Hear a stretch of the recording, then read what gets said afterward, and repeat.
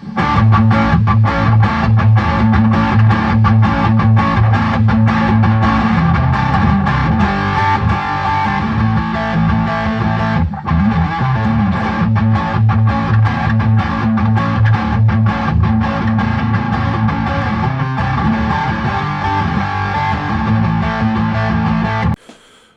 see what's going on in Australia, viewers. Families of the Bondi massacre victims have penned an open letter to Anthony Albanese calling for him to immediately establish a federal royal commission into the attack. Joining us live is Nationals leader David Littleproud. We're seeing growing pressure for that potential federal royal commission. What do you think, David? Well, if I don't know what else this Prime Minister needs other than letters from the grieving family to change his mind about a Commonwealth Royal Commission, I don't know what else he needs. He's tone deaf, he's out of step with the rest of the nation. We've even had the former AFP Commissioner McKilty today also come out and say that a Commonwealth Royal Commission is appropriate and required, because we even saw during the Lint Commission of Inquiry in New South Wales that federal agencies were not compelled to answer all the questions or in full. And what we need and what the Jewish community, what Bondi community and what the Australian community expect is for answers to be given and that all the questions be put. And when you've got state jurisdictions, not just New South Wales, we've got anti-Semitism right across this country.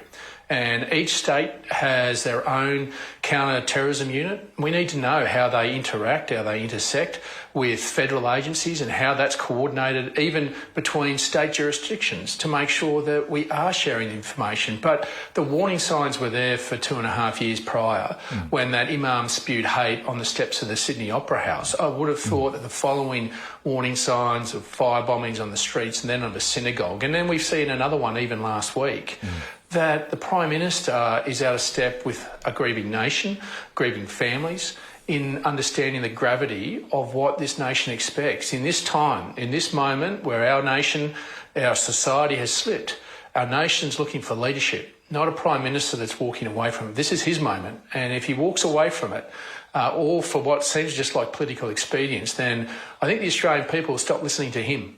And that's the reality of where we're getting at the moment. He's become out of step with the rest of the nation, understanding the grief, not just in the Jewish community, but in the Bondi community, but right across this nation.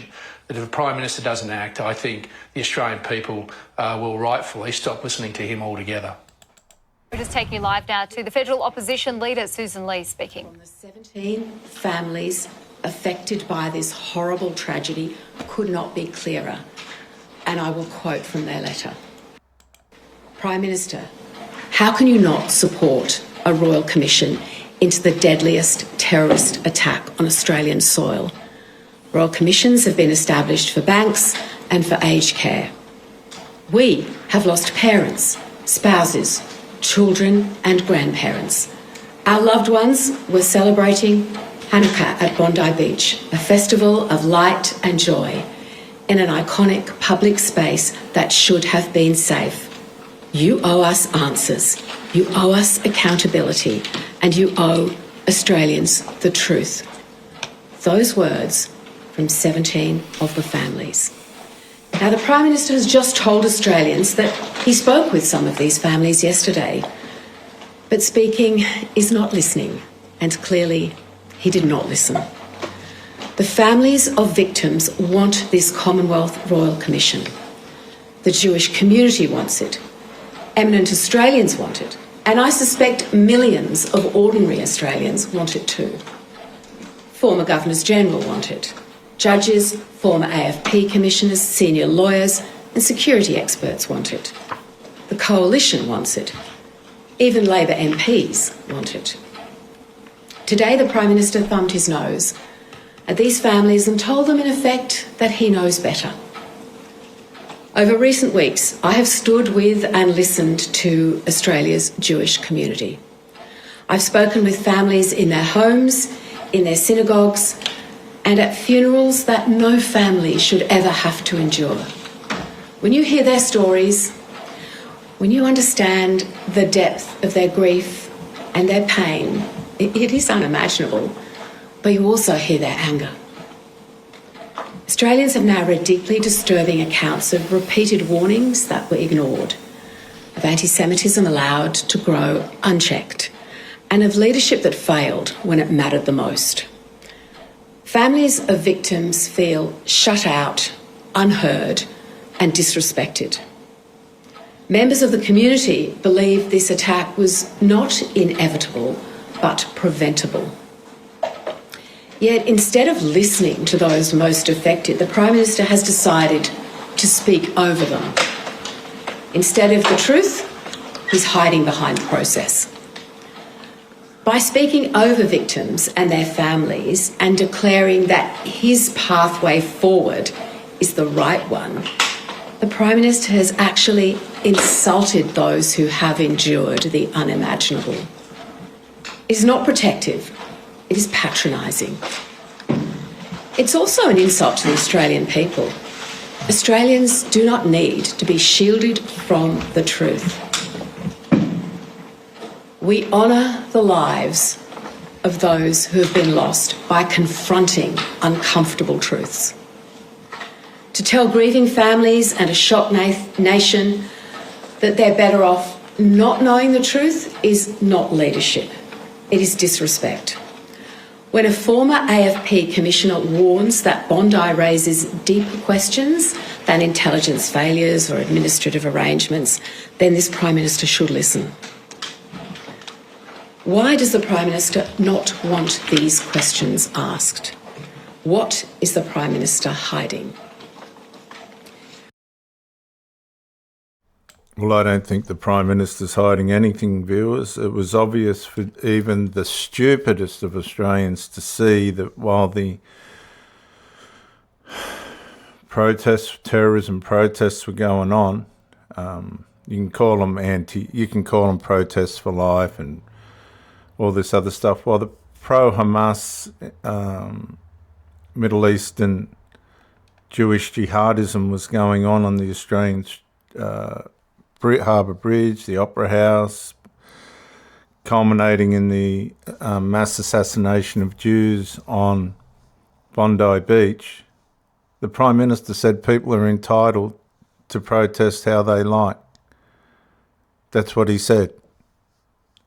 So this is where Anthony Albanese's pro-activism, pro-Hamas, pro-Palestinian activism that undergirds this part of his government has betrayed him.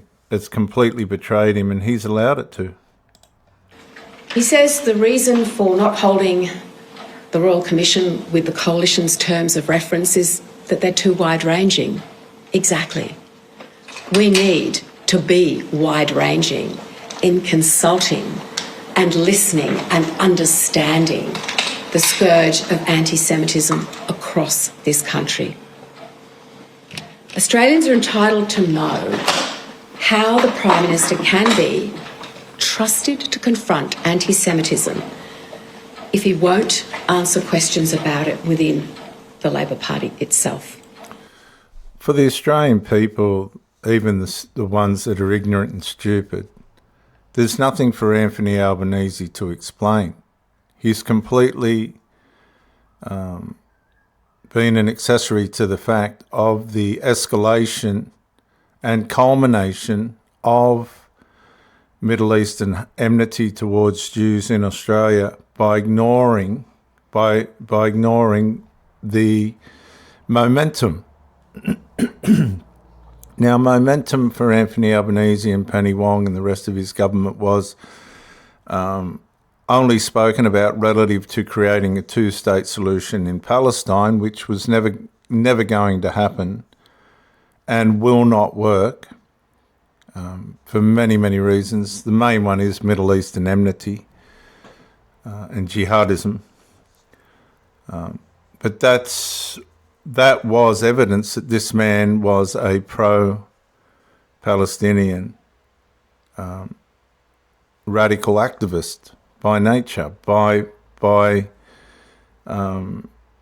his past, present, and possibly future. But it's gonna derail. Well, it has derailed any confidence in this man because he allowed the whole thing to manifest. The world saw it. We don't need an explanation from him. The guy's guilty. He's running scared.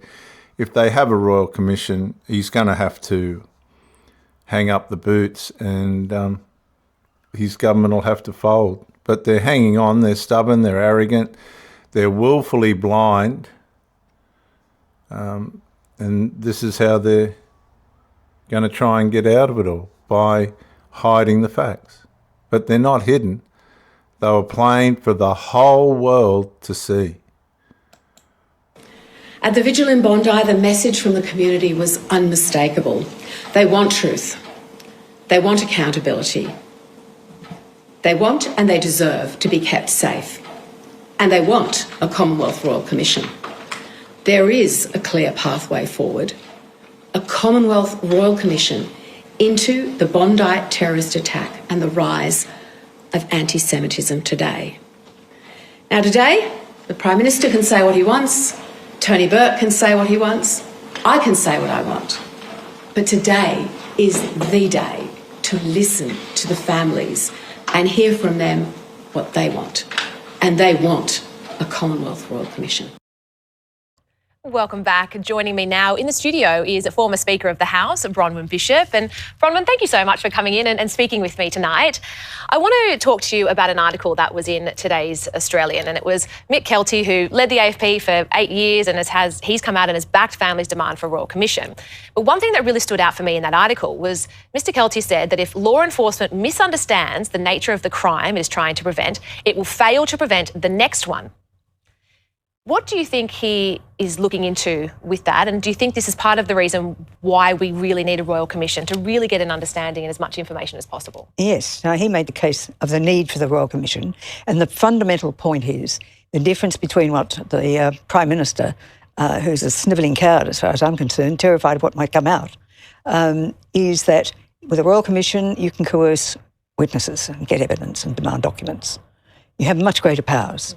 But the inquiry that is being proposed by the Prime Minister, you invite someone along politely and say, would you mind giving us a little chat here? Yes, so they're not forced to tell the truth. It's just not no.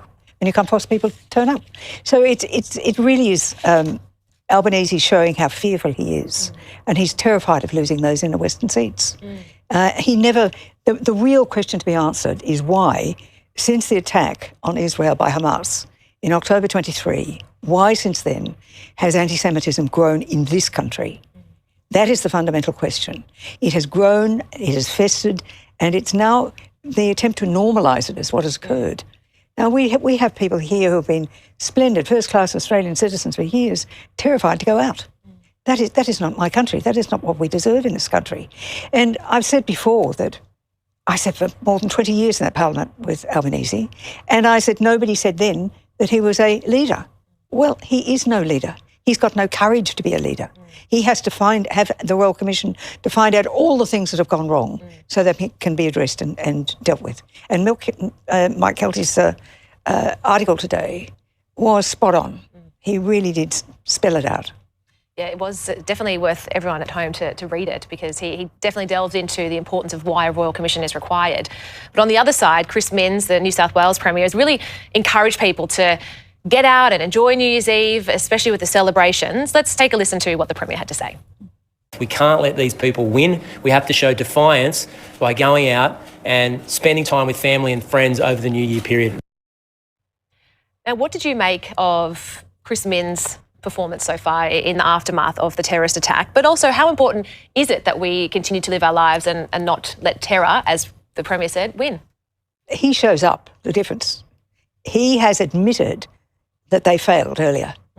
I mean, there was no action taken on the Sydney Opera House forecourt when the police should have acted and didn't.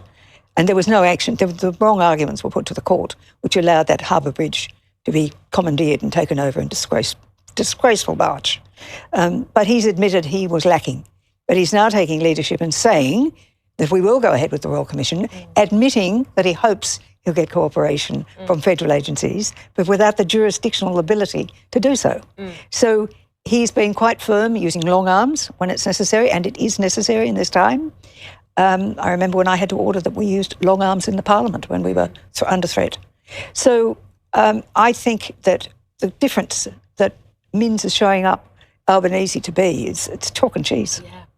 Do you think it gets to a point, though, where Albanese sees what the Premier of New South Wales is doing with things like the action and calling for a state-based Royal Commission would drive Albo to potentially act and enforce a federal Royal Commission because he's seeing what's happening in New South Wales? I like to think that was going to be the case in the beginning because they've no doubt been doing a lot of polling because we suddenly saw Penny Wong appear and no, it was no apology from her. It was a regret. It wasn't an apology. She didn't personally apologise for anything. But you saw her and you've seen a few others coming out. So it's biting, it's hurting. I thought originally that he might cave, but I think his fear of what might come out is much greater. And he thinks he can just last it out. Because if you have a Royal Commission federally, you'll have people giving evidence for months upon months, and the election's 28 months away. You could have a decision in there, you'd have to act on it, and there would be things coming out of there he would not want to come out. That is quite clear. That's why he's digging his heels in. And when I heard this dreadful sort of statement that somebody might say something that disagrees with somebody else, couldn't have that. I mean, seriously. And you probably find as well that the Royal Commission, the timing would be coming out closer to when the election's on, so that would be all the headlines throughout that 2028 campaign. One thing that the Premier did also say today, you were mentioning about the long arms, is he did say that the level of security around Sydney, in particular on New Year's Eve, is really going to shock Sydney-siders because they aren't used to seeing this. Let's take a listen to what he had to say. We need to have huge security available on the scene during New Year's Eve celebrations. And yes, in many cases, it'll be confronting for members of the community to see police with big firearms and machine guns, which aren't normally the case on Sydney streets. But I don't make any apology for that. We want people to be safe in our community, but we want them to live their lives. I actually think Sydney-siders will probably be happy to see the beefed-up security. What do you think? What are your thoughts if you see that level of security walking around the streets? I know I saw it at the cricket when I was at the Boxing Day test just recently, and I must say, when I first saw it, I thought, oh, wow. But it is when you first see it, but I think if everyone knows that it's going to be there and expecting Well, it. I think the problem that Premier Minns has is this question of police being warned, and indeed was the government warned, 3 weeks beforehand. That is going to be a very difficult question, but it must be aired, and at least he has the courage to address it. Now, Bronwyn, another topic that I'd like to get your thoughts on, which was in The Australian today, and I've mentioned it in my editorial, and I also asked Nicole Flint about it, but it was Attorney General Michelle Rowland who's just quietly pushed changes to legal counsel that represents the Commonwealth. And I just wanted to get your thoughts on the timing, but it was more so just about the priorities just are so wrong with this government. It seems as though it's all out of whack. They have their priorities completely wrong. Totally. I mean, it was any announcement they can get out there that might attract attention away from the focus for the need for a Royal Commission that has been given. But the principle of it is wrong. I mean, there are some very difficult cases that have to go to higher courts, to the High Court and the Federal Court, and you want your best counsel to be appearing for you. What this does is lower the pool of talent that they're entitled to pick from. Joining me now is the Shadow Attorney General, Andrew Wallace. Andrew, good to speak with you. I want to start off by getting your reaction to the high-ranking security insider who broke their silence in The Australian today, saying that Labor was willfully blind to the rise of anti-Semitism and that the Prime Minister and his ministers ignored the warnings. Do you think that security personnel are being almost thrown under a bus by Labor to deflect from its inaction on anti-Semitism? Well, it appears that way, Danica. I've been calling out for the last 3.5 years the fact that this Labor government is utterly weak on national security. It's weak on defence. It's weak on national security. It doesn't take either of them seriously. It beats its chest. Both Richard Marles and Tony Burke always go around saying what a wonderful job that they're doing. But the reality is the Labor government, led by Anthony Albanese, has totally failed 27 million Australians, not just our Jewish community, but they are bearing the brunt of these failings. And I think one of the crescendos of these failures is Anthony Albanese's intransigence in his refusal to call a Commonwealth Royal Commission. Now, he just seems to be trying to ride on the coattails of Chris Minns. It absolutely makes zero sense when we have a national security problem that Anthony Albanese is trying to say, well, a state-based Royal Commission in New South Wales, together with this internal departmental inquiry that he's doing, that'll resolve the problems. It won't.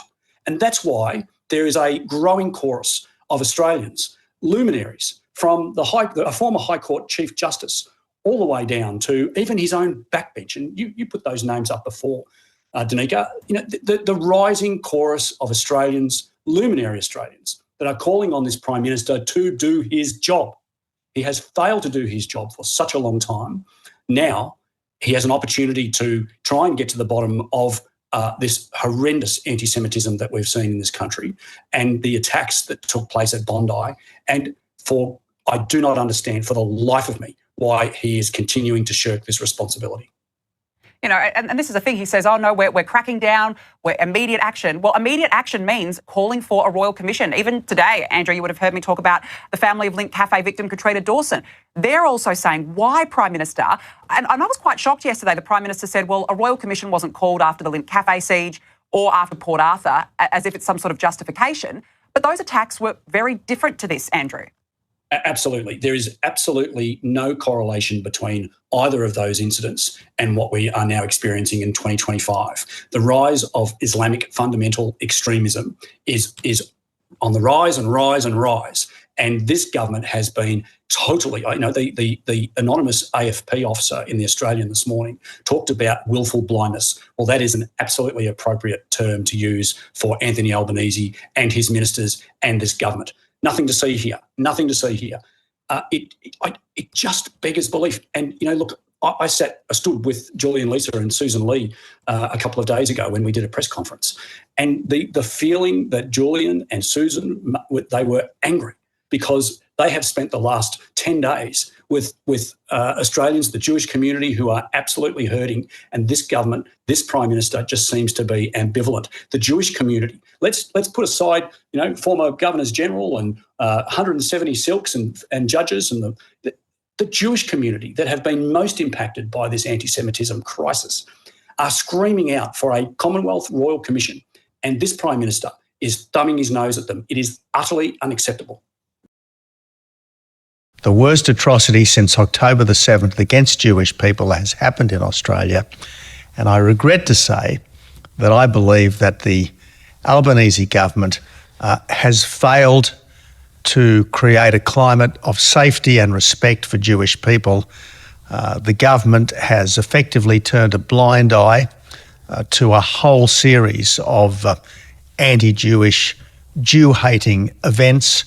And now, of course, we have this unspeakable massacre at Bondi Beach. So it's a slur against our country, what's happened, but I'm afraid it's been, if you like, licensed by weakness on the part of government, because we know from history that if you have enough incitements to violence, if incitements to violence are tolerated, sooner or later there will be violence. And I just think that this government, indeed our nation's leadership at every level, should be hanging its head in shame. And I just think that the Prime Minister, if he's to redeem himself, needs to, if you like, make a clean breast of his government's errors up till now, apologise, if you like, to Australians generally, but particularly to Jewish Australians, and start doing what should have been done all along.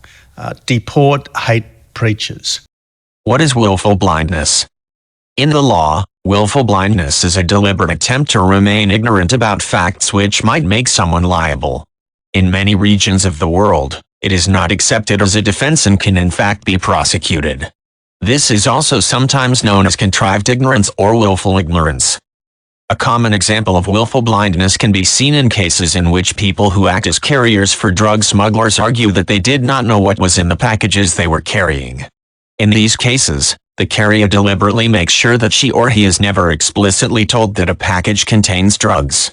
In this situation, the carrier is exercising willful blindness by trying to remain ignorant, at least officially, of the fact that an illegal act is being committed. One reason willful blindness is not generally considered a good defense to illegal activity is that, in most cases, it would have been reasonable to suspect that illegal activity was occurring. In cases where there was a high probability that actions might be suspect and people fail to ask for information, they can still be held liable under the argument that they should have been aware, or that they had reasonable belief that something was illegal, even if they did not necessarily know what. Distinguishing willful blindness can be important. To use the example of drug smugglers again, If someone leaves a bag unattended in a hotel room and a hotel staffer sneaks drugs into the bag with the intent of having someone at traveler's destination take the bag to get the drugs, the person is genuinely acting as an unwitting carrier. She or he did not know that there was anything illegal in the bag and carried it innocently. On the other hand, if that same hotel employee asked a guest to carry a package to a friend and the guest failed to ask about the contents of the package, this may be viewed as willful blindness under the argument that the guest should have suspected that there was something amiss with the contents of the package. Willful blindness can also come up in money laundering cases, in which someone tries to claim that he or she was unaware that funds changing hands were illegally obtained. As a general rule, when someone does something or accepts something in circumstances which appear to be suspicious and fails to ask for information and clarification, if the activity is illegal or associated with illegal activities, that person can potentially be liable even if he or she did try to avoid knowing the facts of the matter.